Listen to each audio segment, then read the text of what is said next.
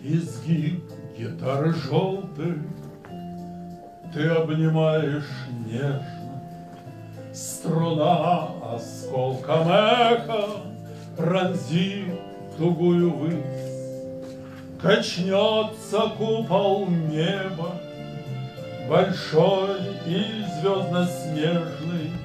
Как здорово, что все мы здесь сегодня собрались.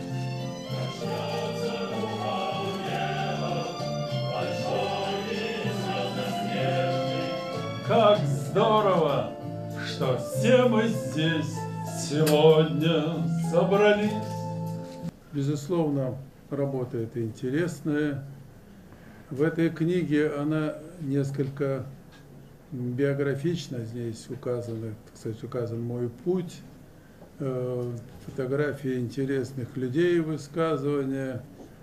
Я очень рад, что я к своему юбилею, не совсем юному, к 75-летнему юбилею, подошел с какими-то конкретными результатами. Иосиф Давыдович потрясающий совершенно собеседник, и поэтому нам хотелось сделать книжку как можно более теплой. Я надеюсь, что это получилось, что она не официальная, а такая вот домашняя, нежная и интересная, неожиданная, как вот сам Иосиф Давыдович.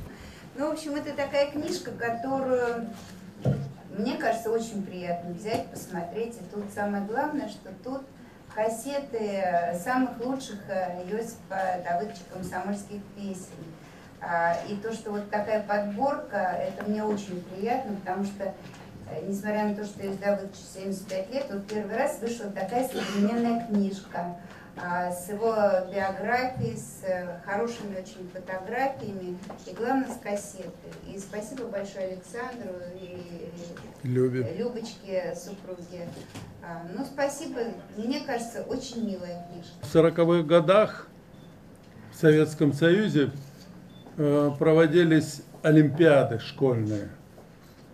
Проводились они вначале на уровне республиканском, а потом победители этих городских, областных, районных олимпиад съезжали в столицу каждой республики, и далее победители республиканских олимпиад приезжали в Москву. Тогда не было Дворца съездов, не было зала «Россия».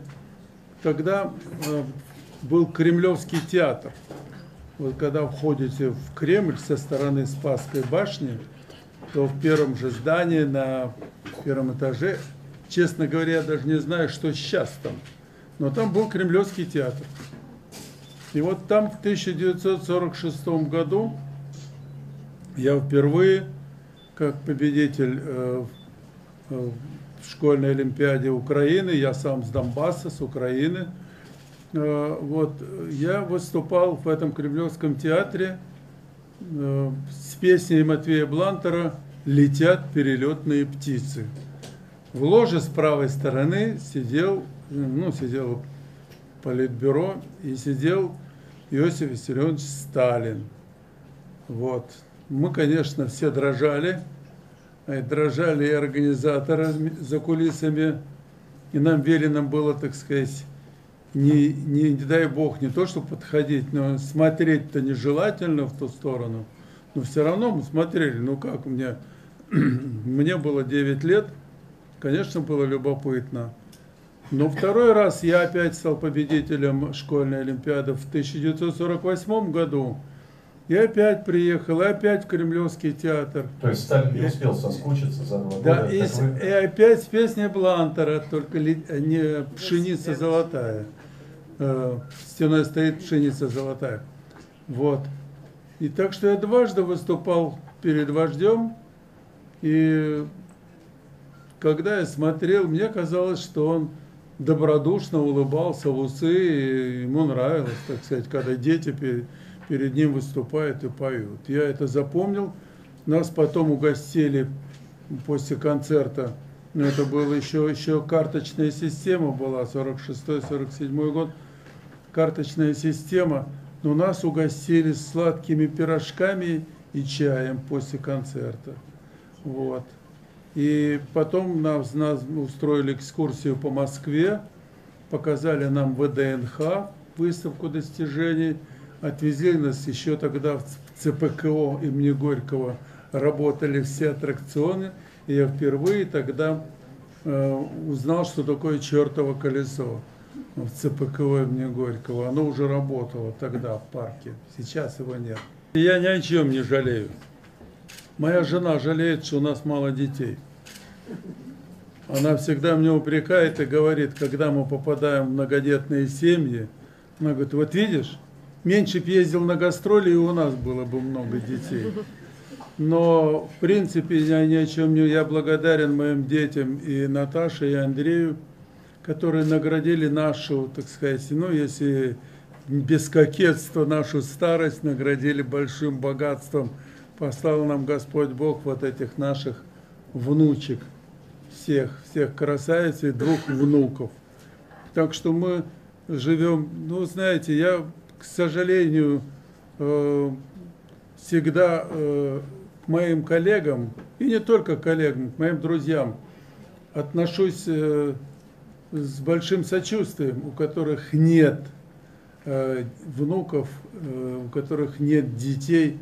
Это ужасно, потому что вот мне, например, очень комфортно сознавать то, что у меня они есть.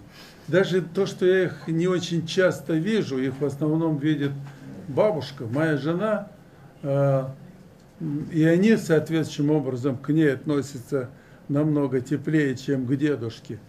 Так всегда было и в детстве. Я 8-9 месяцев в году находился на гастролях, поэтому, когда я приезжал, и меня Нелли упрекала, что я мало уделяю внимания моим детям, которые учились в школе.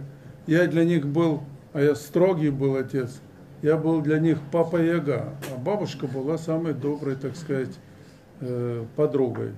Так оно было всегда. Но мы счастливы, что у нас есть семья, притом это искренняя семья. Мы радуемся, когда мы встречаемся. К сожалению, для меня, дочь моя и зять мой Юра, вот, который здесь стоит, сидит, вернее, они живут в Англии.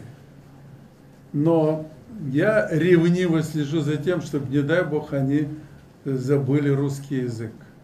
Вот я прослушал интервью Наины Осины Ельциной, которая сказала, что она сейчас учит английский для того, чтобы общаться с внуками. Мне не надо, я никогда не буду учить английский для того, чтобы общаться с внуками, потому что они всегда будут знать русский язык. Как-то меня Роберт Рождественский пригласил в очередной раз, так сказать, к себе домой, и у него был в гостях Микаэл Таривердиев. И вот он говорит: старик, мы хотим тебе показать несколько песен. И показали действительно несколько песен. А потом говорит, надо попробовать записать их на Мосфильме. Там снимается сейчас новый фильм. Попробуешь записать? Я говорю, ну попробую. Я с Микаэлом прошел, значит, Мика, как мы его звали, прошел эти песни. И на следующий день я познакомился на Мосфильме в первом тон-ателье с Татьяной Михайловной Лиозновой.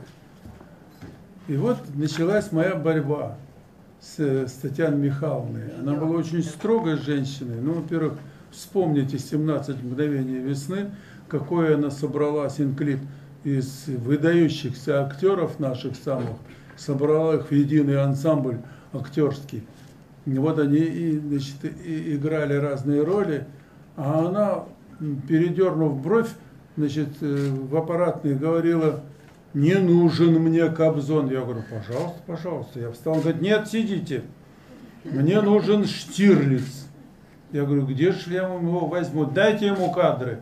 И мне давали кадры Тихонова, где он задумчиво стоял, вспомните, там сказать, многие ему помнят наверняка. Вот смотритесь в этот образ. И когда поете, подумайте о том, что вы не Кобзон, это не ваша интерпретация, а что вы продолжаете его, поэтому моей фамилии в титрах не было. Ну, и вот сколько не было дублей, я говорю, нет, я больше не могу, я не знаю, что вы хотите. Она говорит, я хочу, чтобы звучала песня, которую поет Штирлиц, а не чтобы пел Кобзон. Я говорю, ну возьмите театрального актера, и пусть он вам ее поет. Я сама знаю, кого мне брать, не командуйте здесь. Она была строгая очень. Мы с ней потом подружились до последних дней ее. И я не знал до конца, я просто совершенно случайно, когда в первый день, когда стали показывать сериал, и я оказался, так сказать, в зале России на международном кинофестивале, и я подошел к телевизору, и первый раз я услышал, что, оказывается, моя запись прозвучала. Но никто не узнавал, что это моя запись. Вот это такая любопытная история. В фильме было 7 песен, а вошло в фильм 2 песни, и мелодия одной песни вошла как лейтмотив. Помните, между сериями там такая была вот такая музычка была. Вот это был лейтмотив. А все остальные песни потом стали звучать на стихи Рождественского отдельно. Я прошу, хоть ненадолго,